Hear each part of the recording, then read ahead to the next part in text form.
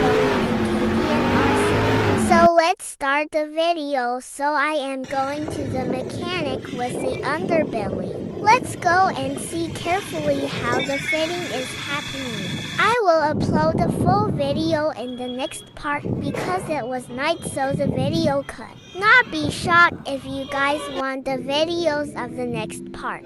Then tell me by commenting, and please subscribe to our channel so that I keep getting motivation and I can give good videos. And you guys also tell me by commenting on what topic the next video is made.